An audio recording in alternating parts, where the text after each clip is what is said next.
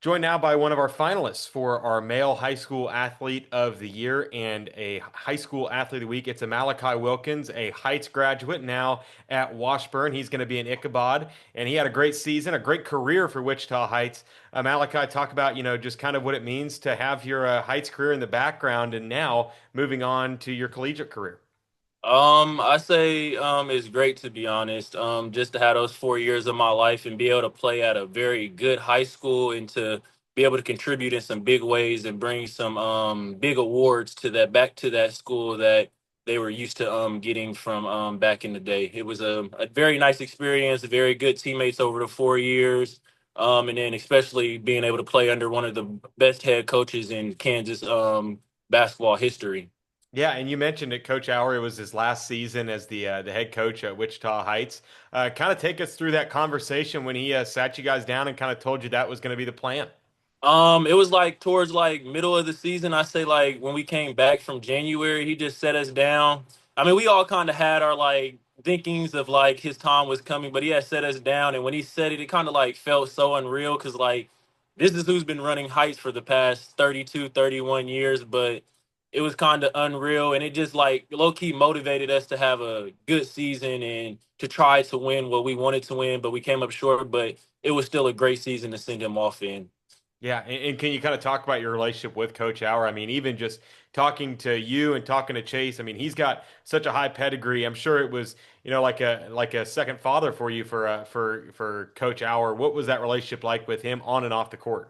No, most definitely. It was our bond was it was strong, I can't lie. We were like this not my freshman year I say, but like as I got older in my like career and became more of a bigger role on the team, it most definitely became tighter from going on road trips with him, traveling to visits and stuff. He was just like always that person that was there you could always talk to. I mean, he was always going to give you tough love at practice, but you always knew it was he wanted what was best for you. It was never because he woke up and wanted to be like, hey, I'm going after a Malachi. It was always, I want a Malachi to get better today, and I'm going to bring it today to him so he can get better. So it was, our bond was tight, and I love that man. He did so much for me. I can't even thank him enough. Yeah, absolutely. I just from my small interactions with him, he's one of my favorite favorite human beings. He seems.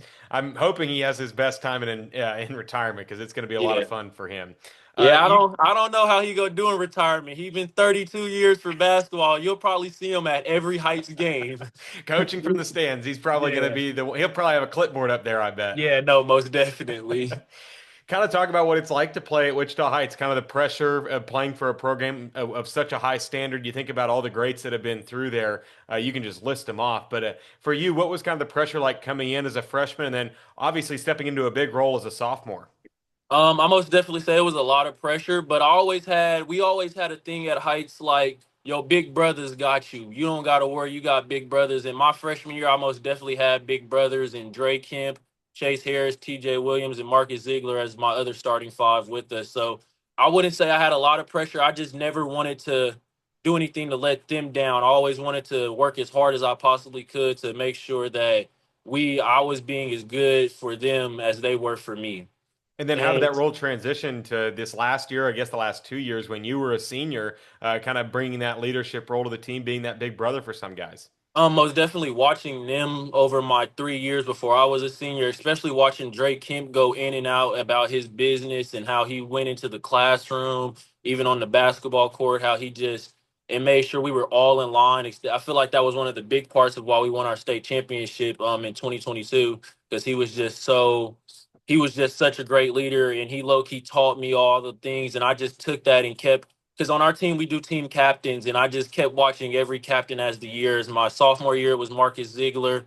My junior year it was TJ Williams, which was a great role model. So I just felt like those three guys put me in the position to be able to be a great leader that I was for the team.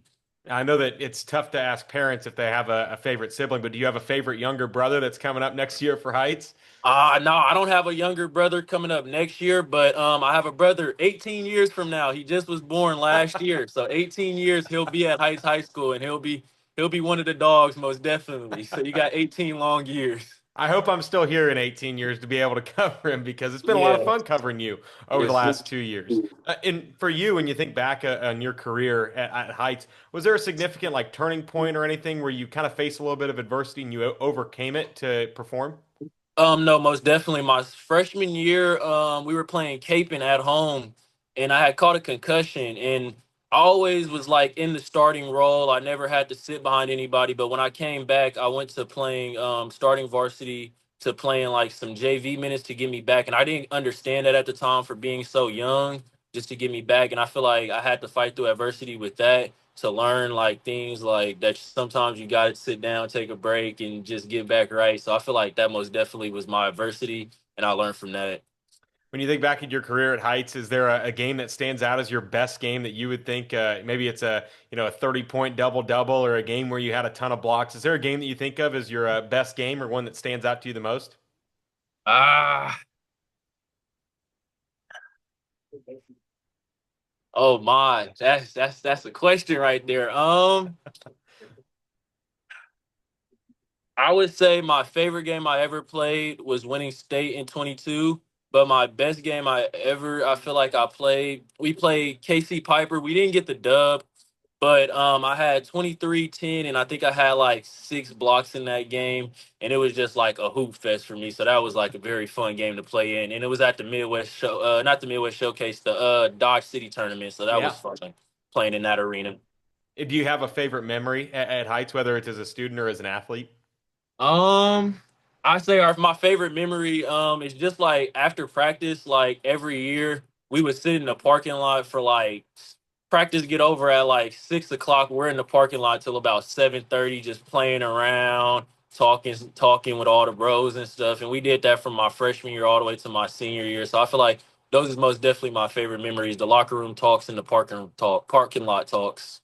What was the emotions like after your final game, after that third place game against Mays? What was the kind of emotions like? Was it obviously didn't end the way you guys wanted it to, but how were you guys feeling in the locker room? What was that conversation like with some of your teammates? Because it was a very senior heavy team this year. Yeah, yeah, most definitely. I feel like the night before game when we lost to Olathe, the North hit so much heavier than that game, but it was most definitely a hard hit. Just watching all of us our last games together, because most of our team we've grew up on the same AAU team, or like we played little league football together. So like all of those seniors going out, it was just like, dang, this is our last time. We won't ever do this again. Like so I feel like it took a long time for us all to leave the locker room. I say it took us about like 30, 40 minutes to get out the locker room. It was a tough pill to swallow, most definitely. Yeah, and for you, what do you feel like you're going to miss the most at Heights, or maybe even just high school in general?